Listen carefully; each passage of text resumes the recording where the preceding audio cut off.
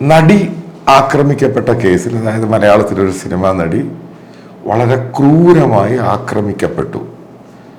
മലയാളത്തിലെ തന്നെ ഏറ്റവും അറിയപ്പെടുന്ന നടൻ, നായക നടൻ ദിലീപായിരുന്നു അതിൻ്റെ പിറകിലുള്ളതെന്ന് പിന്നീട് റിപ്പോർട്ട് ചെയ്യും, കേസുമായി അതിൻ്റെ ട്രയൽ നടക്കുകയാണ്.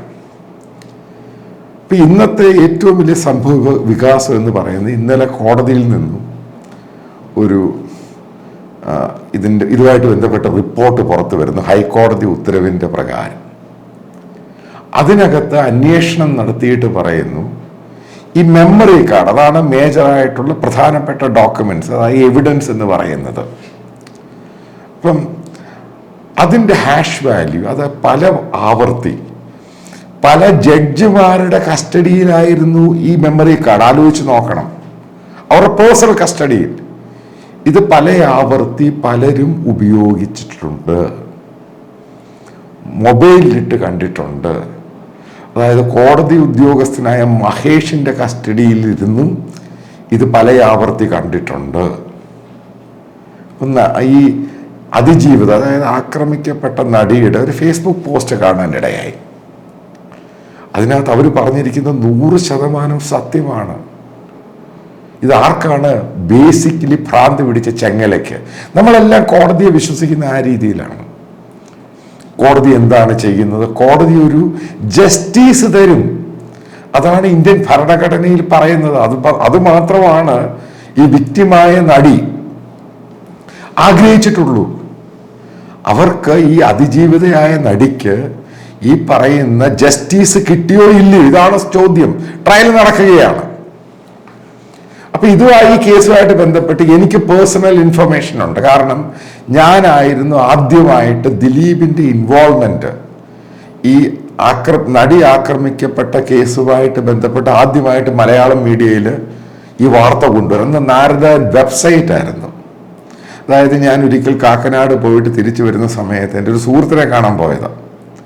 അവിടെ വെച്ച് ഞാൻ ഒരു ജയിൽ ഉദ്യോഗസ്ഥനെ പരിചയപ്പെടുന്ന, കാക്കനാട്, അതായത് ഈ പറയുന്ന പൾസർ സുനിയുടെ ഒക്കെ നിൽക്കുന്ന അവിടുത്തെ ഒരു ജയിൽ ഉദ്യോഗസ്ഥൻ. ഈ ഉദ്യോഗസ്ഥനാണ് എന്നോട് പറയുന്നത്, കേരള പോലീസിൻ്റെ ഈ കേസ് അന്വേഷിക്കുന്ന 2-3 ഓഫീസേഴ്സ് വന്നിട്ട് ഈ പൾസർ സുനിയെ ചോദ്യം ചെയ്യുകയും ഈ ദിലീപിൻ്റെ ഇൻവോൾവ്മെൻ്റ് ഉള്ള കാര്യം ഇതിനോട് പറയുകയും ചെയ്തു ഈ ഓഫീസേഴ്സിനോട്. ഇത് റീകൺഫേം ചെയ്യാനായിട്ട് എൻ്റെ മറ്റൊരു സുഹൃത്ത് ത്രൂ അവിടുന്ന് പുറത്തിറങ്ങിയ സുനിയുടെ, അതായത് പൾസർ സുനിയുടെ കൂടെ കിടന്ന ആ സെല്ലിൽ കിടന്ന ഒരു വേറൊരു തടവുകാരനുമായിട്ട് ചോദിച്ചു കഴിഞ്ഞപ്പോൾ അവൻ കൺഫേം ചെയ്തു ഇത് കറക്റ്റാണ്. സുനി വന്ന് അവരോട് പറഞ്ഞു ഇങ്ങനെയൊക്കെയാണ് സംഭവം, എന്താണ് പോലീസ് വന്ന് ചോദിച്ചത്, അവർ മൊഴിയെടുക്കാൻ വന്നാണ്, ഈ കാര്യങ്ങളൊക്കെ പറഞ്ഞു. അപ്പൊ അതുകൊണ്ട് ഈ കേസുമായിട്ട് ബന്ധപ്പെട്ട് ഈ ദിലീപിന്റെ ഇൻവോൾവ്മെന്റ് ആദ്യം ഉണ്ട് എന്ന് പറഞ്ഞ ഞാനാണ്. അപ്പൊ അതുമായിട്ട് ബന്ധപ്പെട്ട് പിന്നീട് ഞങ്ങൾ നിരന്തരമായിട്ട് സ്റ്റോറി ചെയ്യുകയും പിന്നീട് ഇത് മെയിൻ സ്ട്രീം ആയിട്ടുള്ള മലയാളം മീഡിയ ഏറ്റെടുക്കുകയും ചെയ്യും. അന്ന് ഇതിന്റെ പേര് നാരദ ന്യൂസ് എന്നായിരുന്നു വെബ്സൈറ്റ്. അപ്പം ഇന്നും ഓർമ്മയുണ്ട് എങ്ങനെയാണ് ചെയ്യുന്നത്. അന്ന് വലിയ കോളുകളൊക്കെ ഉണ്ടാക്കി ഇതുമായിട്ട് ബന്ധപ്പെട്ട്.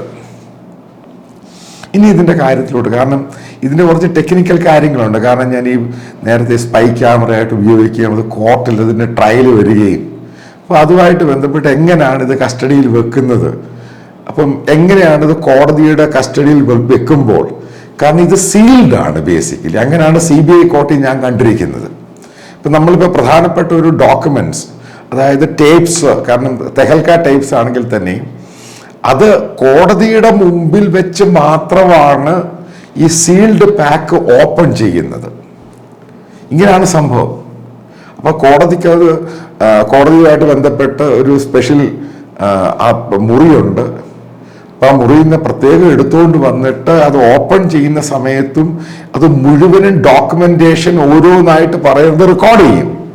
അപ്പം അങ്ങനെയാണ് ഈ സാധനങ്ങൾ എടുക്കുകയും തുറക്കുകയും അടയ്ക്കുകയും ചെയ്യുമ്പോഴെല്ലാം സീലെല്ലാം ചെയ്യുമ്പോൾ ഞാനും അവിടെ കാണണം. എൻ്റെ മുമ്പിൽ വെച്ചാണ് ഞാനുമായി ബന്ധപ്പെട്ട ടേപ്പുകൾ പുറത്തെടുക്കുകയൊക്കെ ചെയ്യുന്നത്. ഇങ്ങനെയാണ് ഈ സംഭവം. കാരണം അതും ടേപ്സിന്റെ, തെഹൽക്ക ടേപ്സിന്റെ ഇഷ്യൂ ആണ്. അപ്പൊ ഇവിടെ ഈ മെമ്മറി കാർഡ് ഈ ഒരു ജഡ്ജിയുടെ കസ്റ്റഡിയിൽ പോകുന്നു. പല ജഡ്ജിമാരുടെ കസ്റ്റഡിയിൽ പോയി. അപ്പൊ ഈ സാധനം, അതായത് ഹൈക്കോടതി കൊടുത്ത എൻക്വയറിയുമായി ബന്ധപ്പെട്ട് ഇതെങ്ങനെയാണ് ഒരു സാധാരണ കോർട്ടിലെ ക്ലർക്കോ ഈ ജഡ്ജി മറ്റുള്ളവർക്ക് കൊടുക്കുകയോ ഒരു മൊബൈലിനകത്തിട്ട് കാണുകയൊക്കെ ചെയ്യുന്നത്? ഇതാണ് ചോദ്യം. ഞാനിത് പറയുന്നത് ഇതൊരു ഹൈ പ്രൊഫൈൽ കേസാണ്. തെഹൽക്കെ ഒരു ഹൈ പ്രൊഫൈൽ കേസായിരുന്നു. അതേപോലെ ഹൈ പ്രൊഫൈൽ കേസുമായിട്ട് ബന്ധപ്പെട്ട് എന്തുകൊണ്ടാണ് ഈ ജഡ്ജിമാര് ഒരു ഉത്തരവാദിത്വവും ഇല്ലാതെ ഈ പരിപാടി ചെയ്തത്? ചോദ്യമാണ്.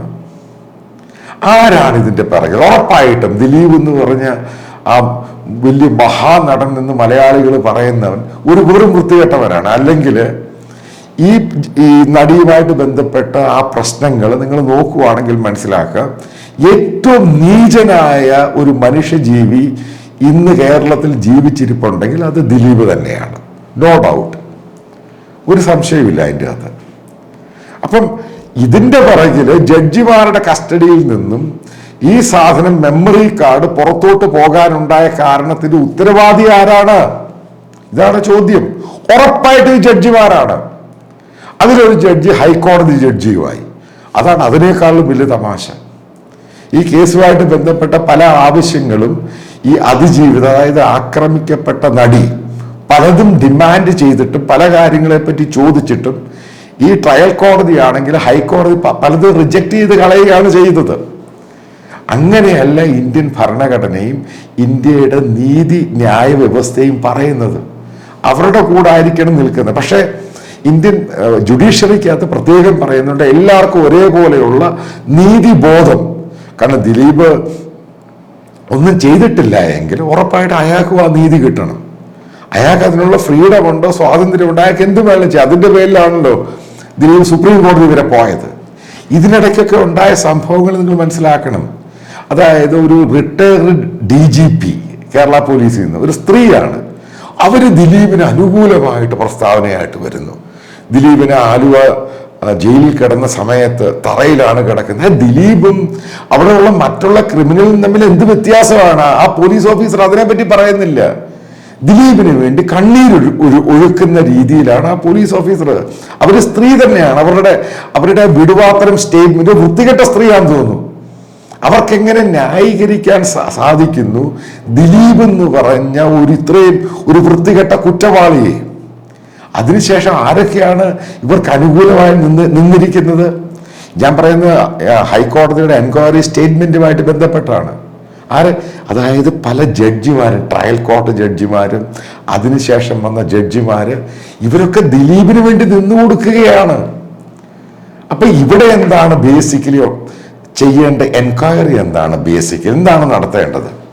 ഇതുമായിട്ട് ബന്ധപ്പെട്ട ഏതൊക്കെ ജഡ്ജിമാരുണ്ടായിരുന്നു, പ്രോസിക്യൂഷൻ ആരൊക്കെ ഉണ്ടായിരുന്നു, ഇവരുടെ മുകളിൽ എൻക്വയറി ഫ്രീ ആൻഡ് ഫെയർ ആയിട്ട് നടത്തണം.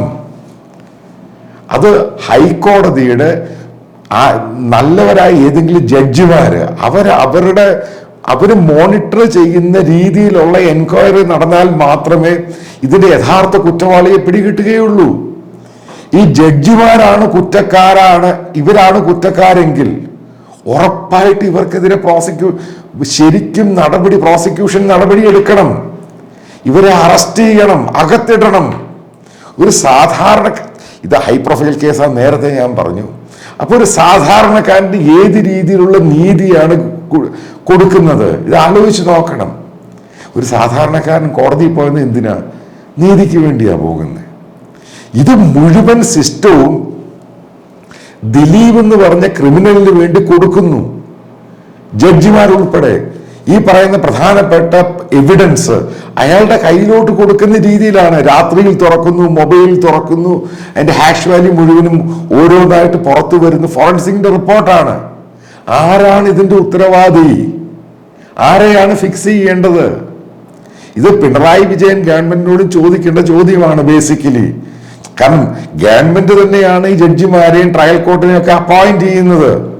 അപ്പൊ ആരാണ് ഇതിൻ്റെ അകത്ത് പ്രശ്നം ഉണ്ടാക്കിയത്? ആർക്ക് വേണ്ടിയാണ് ഇത് ചെയ്തത്? ദിലീപിനെതിരെ അടുത്ത കേസും കൂടി എടുക്കണം, അല്ലെങ്കിൽ ഈ ജഡ്ജിമാരെ ഫിക്സ് ചെയ്യണം. എന്താണ് പ്രശ്നമുണ്ടായത്? എന്തുകൊണ്ട് ഇത് സംഭവിച്ചു? ഈ പറയുന്ന പോലീസ് ഓഫീസറുണ്ട്, DGP ആയിട്ട് റിട്ടയർ ആയ സ്ത്രീ, അവർക്കെതിരെയും കേസെടുക്കണം. കാരണം ദിലീപ് വലിയ ലോബി വെച്ചാണ് കളിച്ചിരിക്കുന്നത്, പലരെയും വെച്ച്. കാരണം അയാൾക്ക് ഈ കേസിൽ നൂരണം. ആലോചിച്ച് നോക്കുക, ഇതൊരു സിമ്പിൾ കാര്യമല്ല. ഇതൊരു സാധാരണ സിറ്റിസൺ, അതായത് എന്നെയും നിങ്ങളെ പോലുള്ളവർ നീതിക്ക് വേണ്ടി പോകുന്ന കോടതിയാണ് ഈ പ്രധാന എവിഡൻസ് നശിപ്പിക്കുവാൻ ശ്രമിച്ചിരിക്കുന്നത്. ഇനി ഈ എവിഡൻസിന്റെ അകത്ത് തന്നെ ഇത് ടാമ്പേർഡ് ചെയ്യാം. കാരണം ഇവരുടെ പ്രൈവറ്റ് പാർട്ടിയുടെ ഈ സാധനം കിട്ടിയേക്കുമല്ലേ, ഇത് കോടതിയിൽ വെച്ചല്ലല്ലോ ഓപ്പൺ ചെയ്തിരിക്കുന്നത്. ഇത് ടാമ്പർ ചെയ്യാം.